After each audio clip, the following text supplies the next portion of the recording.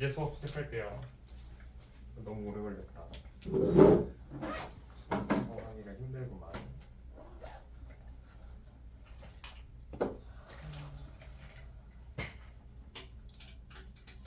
오늘부터 이제 새로 할 파트는 전기랑 자기 파트를 이제 진행을 할 건데, 오히려 역학보다 더 이해를 못하는 경우들이 많이 있어. 역학 같은 경우는 우리가 물체의 움직임이 어떻게 떨어지고 하는 것들이 우리 눈에서 혹은 머릿속으로 이해를 하고 어떻게 움직이는지 알 수가 있는데, 이게 전기랑 자기 같은 경우는 눈에 보이지 않는 현상이다 보니까 쉽게 받아들이기가 어려운 경우들이 많아요. 특히 언제 힘들어하냐면 회로를 봤을 때 그 회로에 따라서 얘네들이 어떻게 움직이는가를 우리가 잘 못해. 너무 어렵거든, 그런 것들이. 그래서 그런 것들을 좀 생각을 하면은 그래도 어떻게 하면 얘네들 조금 쉽게 얘기를 할 수 있을까를 선생님이 많이 고민을 하고요. 그래서 친구들한테 좀 재밌게 이해가 쉽게 설명을 해주려고 노력을 하고 있어요. 전류, 전하, 전압 얘네들에 대해서 이해를 하는 거는 선생님도 사실 많이 어려워했어. 언제까지 어려워했냐면 대학교 졸업할 때까지도 힘들어했어요. 전자기학 같은 경우는 우리가 알고 있는 내용들 중에서 정말 고차원적이고, 그리고 고등학교 수준에서 무언가를 다루기에는 헷갈리는 게 너무 많아. 자, 전기가 흐른다라고 얘기하는 것을 우리가 전류라고 얘기를 하는데, 그 전류의 방향이랑 전자의 움직임이 서로 반대 방향이래. 일단 여기서부터 문제가 있어. 우리가 생각하기에 전기가 흐른다라는 것은 전자와 관련되어 있는 현상이고, 그 전자와 관련되어 있는 현상 때문에 전자의 움직임, 그러면 전자가 흐른다, 이게 전류겠지라고 생각해서 전자의 흐름이랑 전류의 흐름을 같은 방향으로 놔버리니까 문제들이 발생을 하기 시작을 하죠. 자, 거기에서 일단 첫 번째로, 그러면은 왜 과학자들은 전류의 방향이랑 전자의 움직임을 서로 반대 방향으로 놨을까? 처음에 계산을 할 때 임의로 둘 중에 하나로 놓았기 때문이야. 처음에 그냥 내가 전류의 방향을 오른쪽으로 흐릅니다 라고 지정을 했고요. 근데 알고 보니까 전자가 반대 방향으로 움직이던 거지. 그래서 우리가 이 당시에는 전자의 움직임을 측정할 수가 없는 것이었기 때문에 전류의 방향을 누군가가 임의로 두게 될 수밖에 없었던 그러한 역사적 사실 때문에 얘네들을 우리가 반대로 배우게 됐어. 이렇게 반대로 배우고 나서 그 다음에 전류에 대해서 전하의 흐름으로 그냥 정의를 내려버리고 얘가 전자와의 관계성을 조금 약하게 해준 거겠죠. 전하라고 얘기를 하면 우리가 음전하, 양전하 이렇게 표시를 하죠. 양전하라고 얘기하면 대표적인 게 양이온. 음전하라고 얘기를 하면은 전자와 음이온 이렇게 얘기를 할 수가 있어요. 자, 그러면 이 전압이랑 전기 저항은 어떻게 표시를 하냐면, 전압 같은 경우는 우리가 거대한 물통을 이렇게 가지고 있을 때 이 물통에 물이 이렇게 차 있다라고 생각을 합시다. 이 밑에다가 구멍을 뚫고 위에다가 뚫고 그 위에다가 구멍을 뚫으면은 물줄기가 이러한 형태로 발사가 되는 걸 우리가 알 수가 있어. 왜? 위에 쌓여져 있는 물의 양이 많으면 많을수록 수압이 세기 때문에 밑에 있는 물줄기가 더 세게 나간다 라는 사실에 대해서 한 번쯤은 초등학교 때 보셨을 거예요. 그거랑 마찬가지로 전압이라는 것도 전기 압력이라고 생각을 해서 전기가 가지고 있는 에너지를 얘기를 해요. 즉 여기에 있는 물 분자들의 운동 속도가 제일 밑에 있는 애가 제일 빠르겠죠. 그러니까 가장 멀리까지 날아가겠지. 그것과 마찬가지로 전자가 갖고 있는 평균적인 운동 에너지의 양, 즉 전자가 얼마나 빠르게 흐르느냐, 강하게 흐르느냐를 얘기하는 게 그것을 우리가 전압이라고 얘기를 합니다. 그런데 문제가 발생을 하는 게 뭐냐면은 친구들은 전류와 전압에 대해서 구분하기가 점점 어려워지기 시작을 했어. 자, 전압은 전자가 가지고 있는 세기래. 그러면 전압이 세면 셀수록 전류는 어떻게 될까? 커질 거라고 우리가 예측을 할 수가 있어요. 그런데 도선에 있는 전기 저항과 전류 전압 사이의 관계 V는 IR이라고 얘기하는 요 오메 법칙에 따르면 그렇게 되기는 하는데, 우리 중학교 때 배웠던 P는 VI, 이게 뭔지 기억나? 전력에 대해서, 즉 내가 사용하고 있는 와트에 대해서 배울 때는 압력이 전압이 올라가니까 전류가 떨어지기 시작을 했어요. 자, 그럼 여기 보면은 왼쪽에 있는 ohm의 법칙 같은 경우는 전류가 늘어날 때 전압이 늘어난다. 왜 오른쪽에 있는 전력 계산을 볼 때는 전압이 늘어날 때 전류가 줄어든다. 자, 머리가 아파. 그러면 내 전압이 늘어나면은 전류가 늘어나야 되는 걸까? 줄어들어야 되는 걸까? 물리학에서 얘기하는 이 두 가지 상태가 서로 다른 상태를 의미를 하고 얘네들이 어떠한 현상에서 이러한 공식을 사용하는지를 우리가 정확하게 판단을 하고 공부를 하셔야 돼요. 그렇지 않으면 지금처럼 그냥 얘네 둘이 서로 다른 소리를 하고 있네, 이상한 말 하고 있네 라고 생각할 수가 있어요. 하지만 실제로는 그렇지 않아. 둘 다 의미가 있는 식이고요. 그거에 대해서 선생님이 조금 뒤에 다시 설명을 해줄게요. 자, 그 다음에는 이제 전기 저항에 대해서 얘기를 할 거예요. 우리가 전기가 흐른다라는 거는 전기는 어떤 것을 잘 흐를까? 어떤 물질? 금속, 비금속, 아니면은 뭐 반도체? 어디에서 전기가 잘 흐를까? 금속에서 잘 흐를까? 아니면은 비금속에서 잘 흐를까? 비금속이라고 얘기하면 산소 이런 것들을 얘기를 하겠죠. 그러면은 이런 금속에서 잘 흐를까? 아니면은 산소나 나무 이런 거에서 잘 흐를까? 잘 머릿속에서 기억이 안 나면 젓가락을 가져오셔서 콘센트한테 집어넣어 보세요. 어떻게 되나? 선생님이 전자기학 수업을 할 때마다 매해 얘기를 하는 게 하나 있는데, 선생님 이제 사장님 좋아할 얘기야. 저는 군대를 다녀왔거든요. 선생님은 군대에서도 통신병이었어요. 통신병 중에서도 전산병이라고 해서 쉽게 얘기해서 컴퓨터 인터넷을 관리를 해요. 인터넷이랑 뭐 전선, CCTV 이런 것들을 관리를 했는데, 통신병은 보통 이런 일을 해요. 그럼 어이 통신 컴퓨터가 안 돼 하면 내가 뛰어가가지고 이제 막 이제 고쳐주는 역할을 하는 거예요. 근데 우리 행보관님이 실제 부사관 학교에 계실 때 겪었던 일이야. 한 번은 부사관 학교에서 이제 훈련을 받다가, 통신 부사관 학교니까 전부 다 전기 기사가 있는 사람들이야. 통신 부사관은 전기 기사 또는 또 그에 준하는 통신 기술을 갖고 있어야지만 통신 부사관에 지원을 할 수가 있어. 그런데 여기에 어떤 이제 보급관님이 있고 B라는 사람이랑 C라는 사람이 셋이서 있었는데, B가 갑자기 머릿속에 물음표를 띄우는 거야. 야, 콘센트에 정말로 젓가락을 꽂으면은 감전될까? 라고 얘기를 하는 거야. 전기기사 시험에 이런 거에 관련된 내용이 있겠죠, 당연히.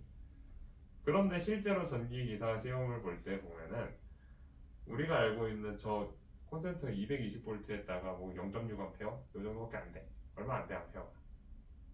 전류의 양이 많지 않으니까, 자, 전류는 적고요, 전압이 높은 거야.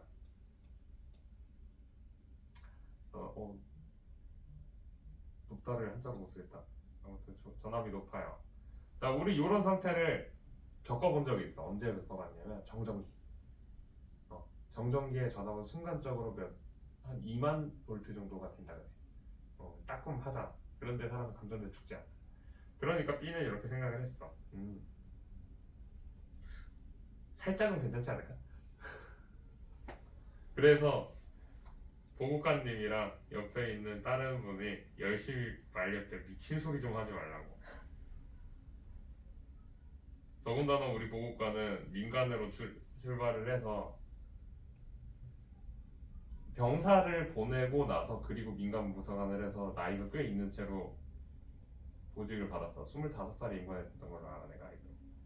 25세 임관을 했으니까 형이잖아, 한참 형이니까 그런 생각 하지 마 하고서 혼냈는데, 그날 저녁에 갑자기 막사가 꽝 하고 모든 곳이 정전이 된 거야.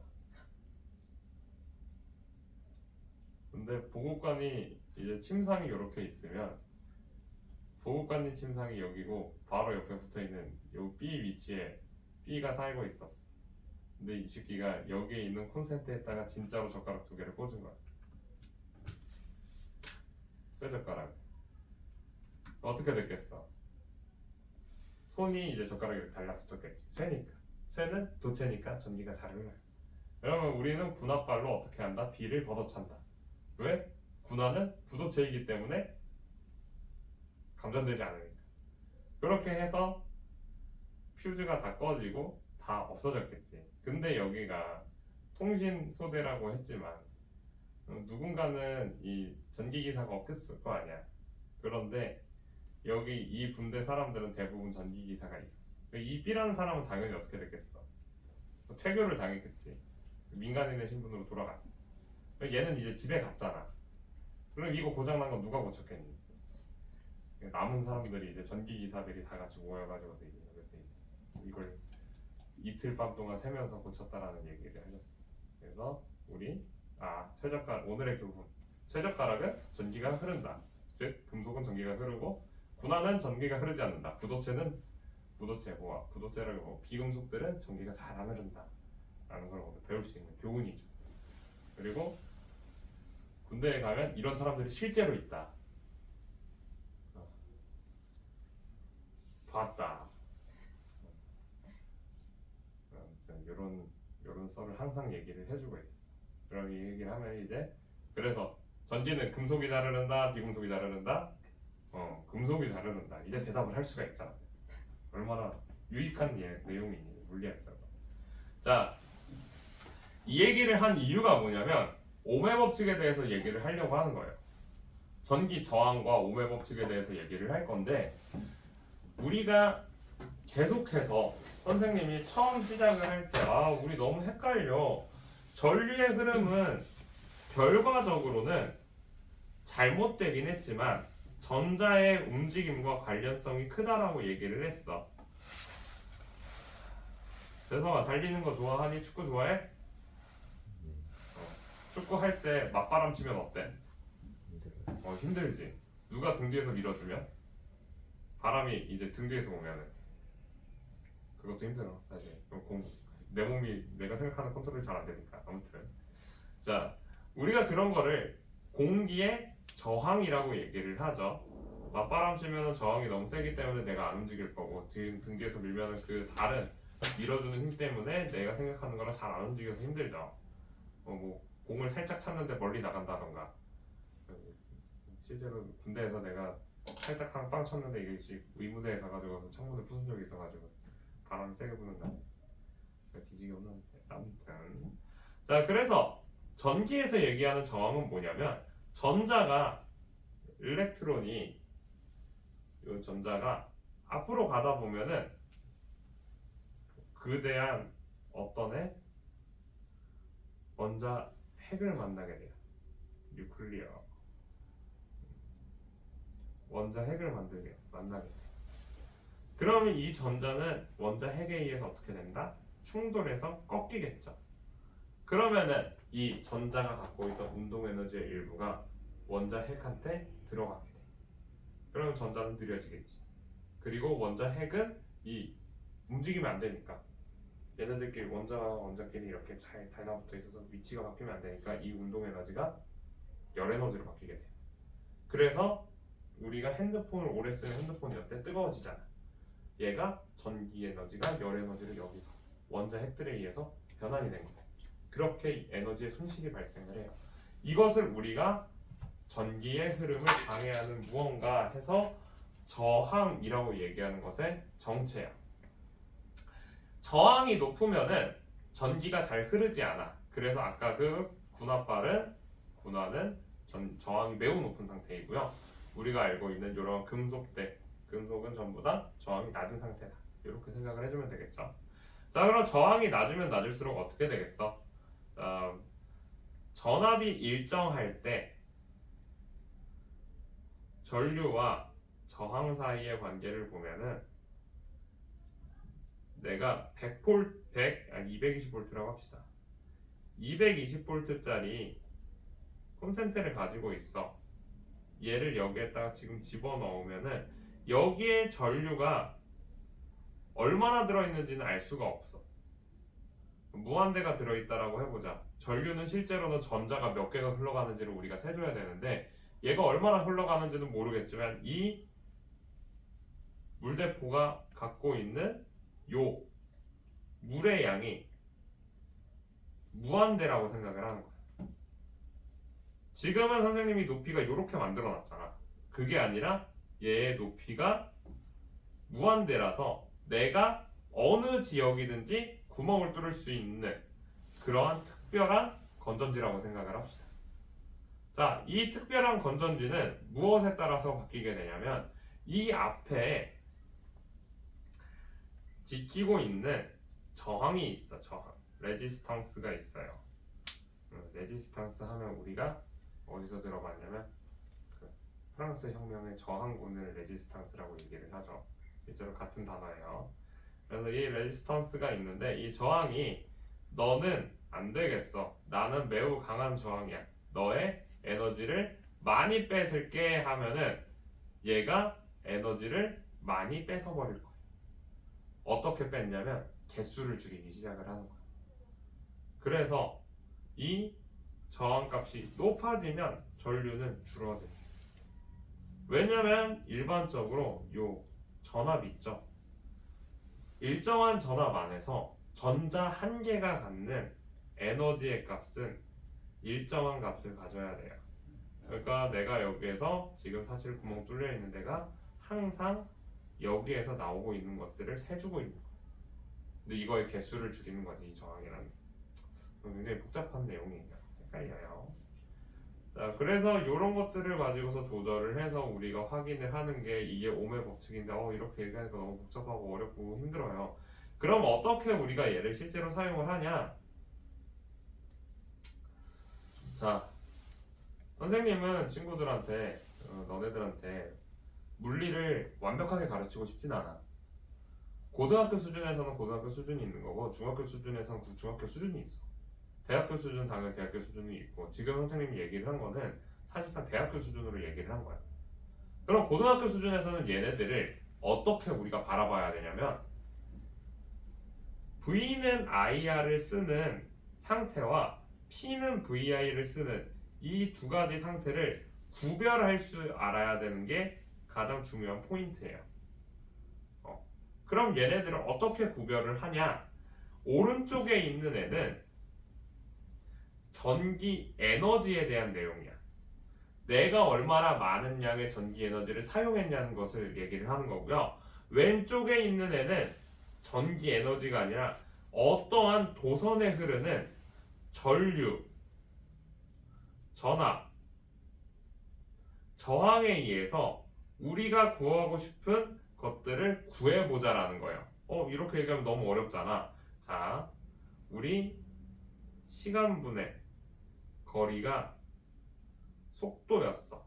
그쵸? V는 T분의 S. 이것과 마찬가지로 얘도 내가 I분의 V는 R이다 라고 만들어 놓고 마치 우리 예전에 거, 소, 시 했던 거 마냥 저항, 전류, 전압 이런 형태로 우리가 문제를 풀어가겠다. 즉 문제에서 나와 있는 미지의 항들이 의미하는 것을 찾아서 거기에다가 숫자를 대입을 해서 사용을 한다 라고만 알고 있으면 될 것 같아요. 넘어가서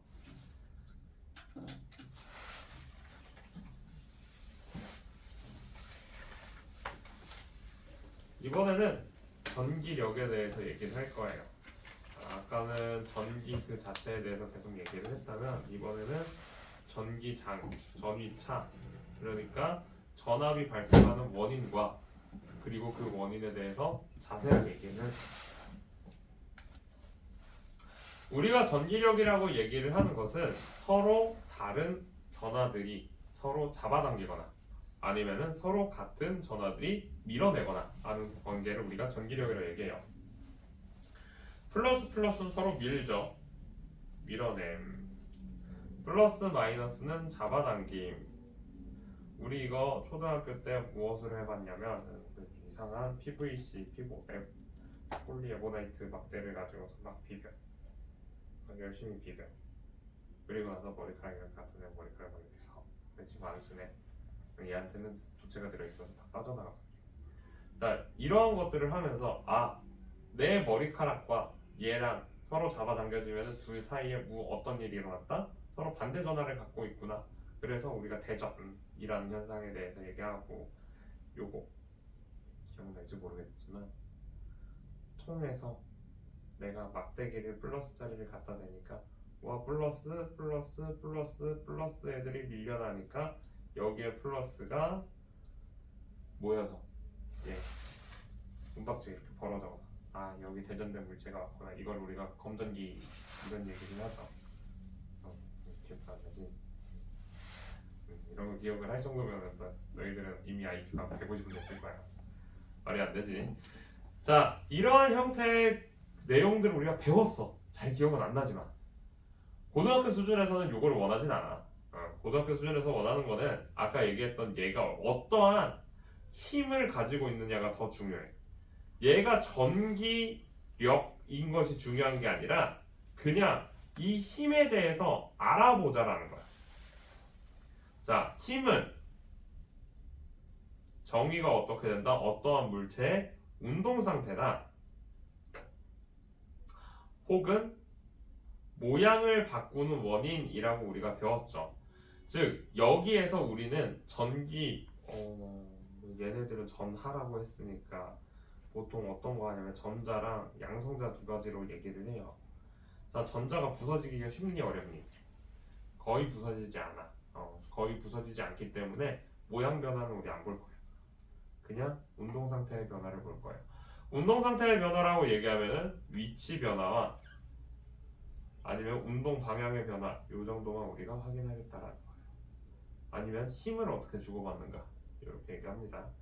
자, 전기력은 쿨롱이라는 사람이 얘기를 했고요. 따라서 그 사람 이름을 따서 쿨롱 법칙이라고 얘기를 합니다. 그래서 우리가 알고 있는 단위 중에 쿨롱이라는 단위가 있는데 이 1쿨롱은 전하의 숫자를 세는 얘도 묶음 단위예요. 마치 몰과 비슷한 그런 형태의 묶음 단위입니다. 얘가 1.06 곱하기 10의 18승이었나? 19승이었나 그랬어요. 잘 기억이 안 나. 나도 잘 안 써.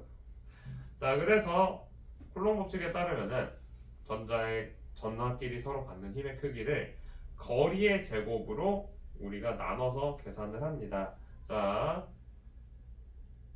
이렇게 얘기하면 너무 어렵지만 우리 알고 있는 사실들 안에서 가보자. 쉽게 생각을 했을 때 우리가 전기력이랑 자기력은 비슷한 것이라고 항상 얘기를 해요. 전기력이랑 자기력이랑 비슷한 점이 뭐가 있을까? 같은 극이면 밀어낼 거고요. 다른 극이면 잡아당길 거야. 그리고 자석을 우리 어릴 때 왜 그랬는지 모르겠지만 정말 가깝게 노트에 붙지 않게 해보고 싶었던 기억들이 있을 거예요. 기억이 없니? 나만 그랬니? 이것처럼. 남자애들은 이상한 짓을 많이 하기 때문에 여자애들은 안 그래도 남자애들은 그럴 줄 아는데 다들 호기심이 별로 없구만. 자, 자석을 내가 가까이 왔어. 그럼 자석이 어느 순간 딱 하고 붙지. 그런데 나는 얘를 살짝 떼고 싶었어. 근데 그 살짝 뗀다라는 게 갖게 되는 힘의 크기가 너무 크기 때문에 우리가 그거를 살짝 뗀 상태로 유지를 하는 건 정말 어려운. 이게 무슨 얘기냐면 어떠한 전기력이나 자기력이라는 거는 멀리 떨어져 있을 때는 값이 굉장히 작아. 반비례한다는 거겠죠, 거리에. 근데 얘가 가까이 오면은 힘의 세기가 커졌어. 반비례하기 때문에 거리가 짧으면 짧을수록 기하급수적으로 증가를 하게 돼요.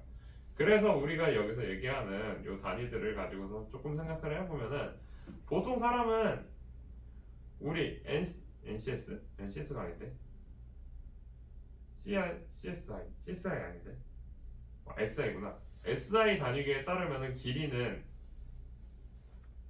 어떤 단위를 쓰죠?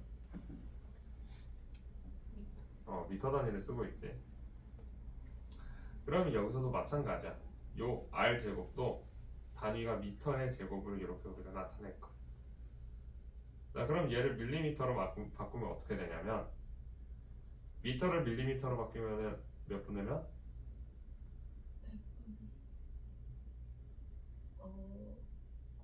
1000분의 1 아니야? 미터? 어. 밀리미터요? 밀리미터. 아, 1000분의 1. 그럼 1000분의 왜 반분의 1이야? 1의 제곱에 미터 제곱분의 Q1 Q2로 바뀌게 돼. 그러니까 내가 어떠한 자석을 요만큼 1mm 정도 이렇게 떼어내고 싶다면은 이때 들어가게 되는 힘이 1m에 있는 힘보다 약 몇 배? 10만 배가 세다라는 제곱항으로 존재하게 돼요. 그러니까 선생님이 어린 시절에 네오디뷴 자석을 1mm만 떨어뜨려 놓고 싶다라고 했던 그 헛짓거리는 이루어질 수가 없는 짓이었지. 네오디뷴 안 그래도 1cm에서도 엄청나게 강한데 1mm였으면은 말이 안 되지. 내가 그런 짓을 하려고 했던 게. 지금 생각하면 그건 말이 안 되고요. 자, 그러면 이 쿨롱 법칙은 어떻게 쓴다? 거리가 가까우면은 세질 거다. 거리가 짧다. 힘이 제곱으로 세진다. 거리의 제곱이 힘에 비례한다. 그리고 그 위에 있는 Q1과 Q2는 뭐냐면은 두 개의 전하가 있다. 전하 1과 전하 2가 있는데 각각의 전하량을 의미를 하는 거예요. 이 식이 의미하는 거예요. 앞에 있는 K는 무엇이냐면은 비례상수예요. 우리 비례상수라는 단어를 잘 쓰진 않지만 이 비례상수라는 단어를 이제부터 조금씩 사용을 하게 될 거야. 이 비례상수가 무엇이냐면은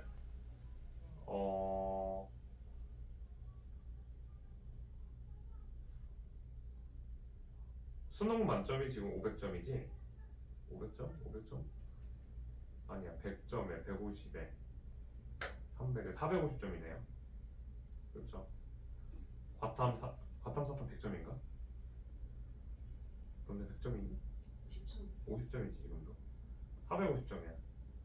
학교 시험은 만점이 몇 점이야? 한 과목에 100점이지. 우리가 시험 보면은 100점 맞았으면 만점 맞았네 막 이렇게 얘기를 하잖아. 자,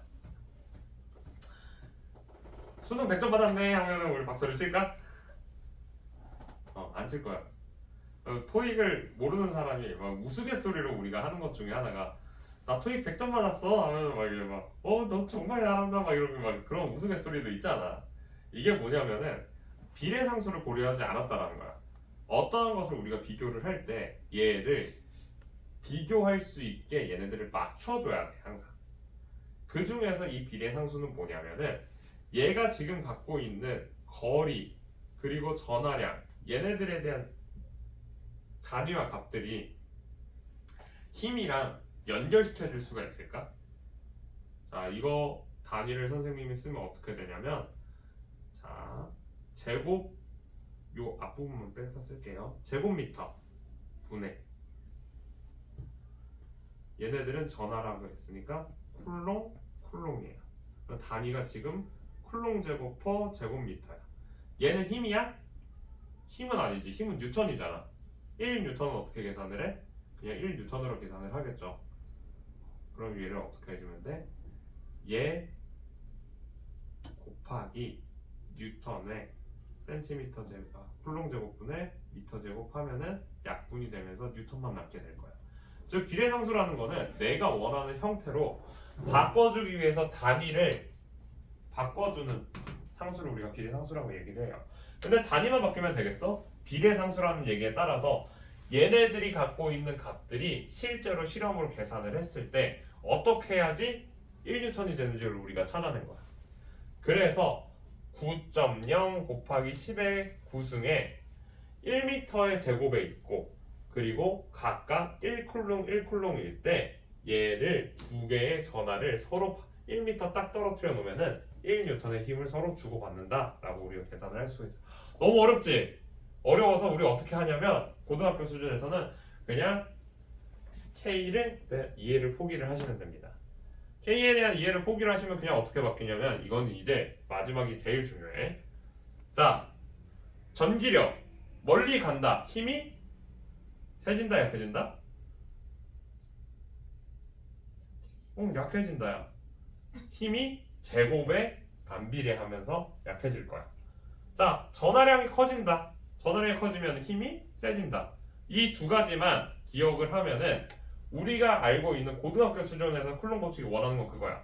우리는 경향성을 원할 거고요. 얘가 멀리 떨어지면 멀리 떨어질수록 힘이 작아질 거야 라는 것만 잘 기억을 하시면 돼요. 그런데 여기에서 우리가 다음 주가 되면 이제 전기력이 아니라 자기력을 배우게 될 텐데, 자기력도 마찬가지야. 멀리 떨어지면 힘이 어떻게 된다? 줄어든다. 대신에 걔는 제곱이 아니라 1차 항으로 줄어들게 될 것이다. 그것만 차이가 생길 거예요. 자, 다음에 있는 장 얘기를 합시다. 전기장은 전하를 띤 입자 주위에 전기력이 작용하는 공간이라고 엄청나게 어렵게 써 있는데 쉽게 얘기하자. 자, 현이라, 우주에 우리 지구 주변에 달이 있죠. 그렇죠? 달은 지구의 중력을 받는다 안 받는다? 달은 지구의 중력을 받고 있지. 그렇지. 화성은 지구의 중력을 받고 있을까?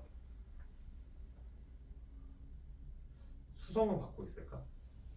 엄밀하게 얘기하면 받고 있겠지만 값을 생각하면은 받지 않는 것과 마찬가지야. 그러면은 우리가 중력장이라고 얘기할 수 있는 범위가 실제적으로 어떻게 계산을 할 거냐면, 어떠한 입자가 무언가가 무언가한테 영향을 준다, 작용을 한다라는 거는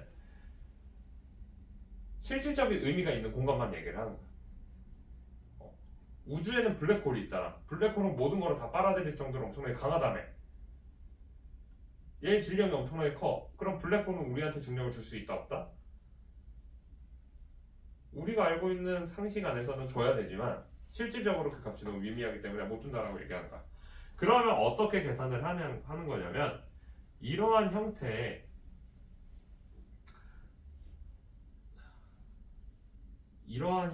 공면이 있다라고 해보자. 이 위에 여기까지, 내가 여기까지 동그란 공을 여기다가 올려놨다라고 해보자. 이 공이 안쪽으로 굴러갈까 안 굴러갈까? 아직은 좀 평평한 것 같잖아, 여기 부분은. 그러면 이 공은 이쪽으로 굴러가질 않아.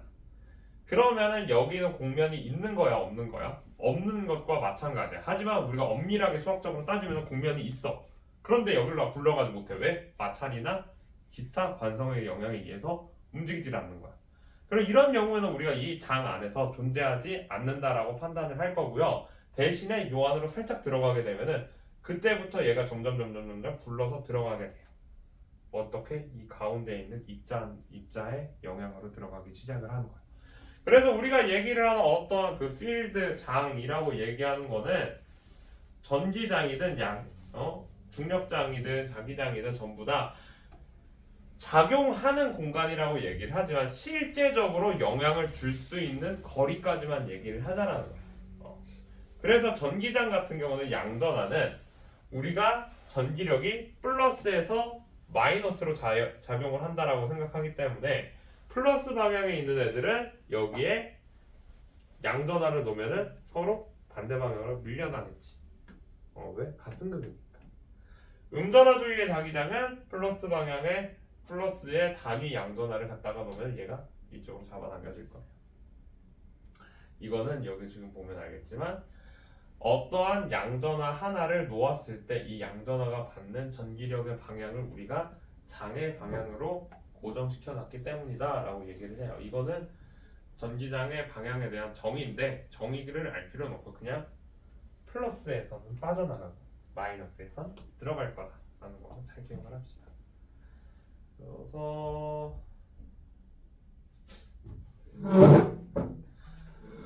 양전하 주위에 양전하를 놓으면은 전기장의 방향이랑 힘의 방향이 같고요. 양전하 주위에 음전하를 놓으면 전기장의 방향이랑 힘의 방향은 서로 반대 방향이다. 왜? 양전한테서는 빠져나가는 방향으로 장이 존재하기 때문에 그렇다.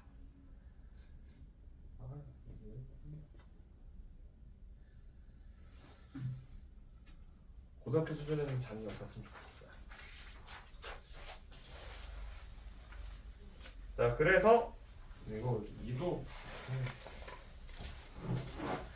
전기력은 전기장에다가 아까 전에 보니까 양전화 하나를 떨어뜨려 놓으면은 양전화를 한 방울 똑 하고 떨어뜨리니까 얘가 받는 힘을 우리가 전기장으로 계산을 한다라고 얘기를 했어. 그치? 그래서 양전화가 받는 힘을 계산할 거야.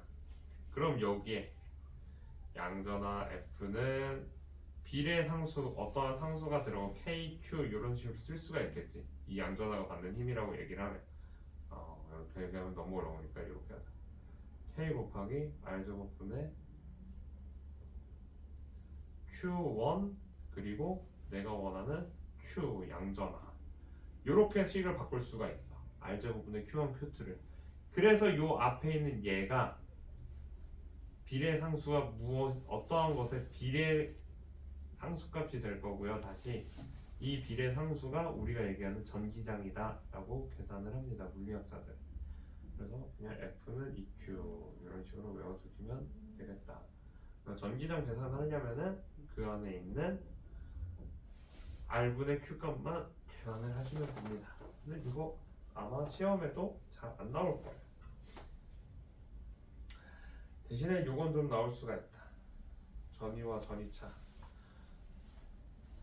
전위라고 얘기하는 거는 전기력에 대한 위치 에너지를 우리가 전위라고 얘기를 하고 있어요. 그런데 전위차는 그럼 뭘까? 생명과학 듣는 친구 있어 지금? 학원에서?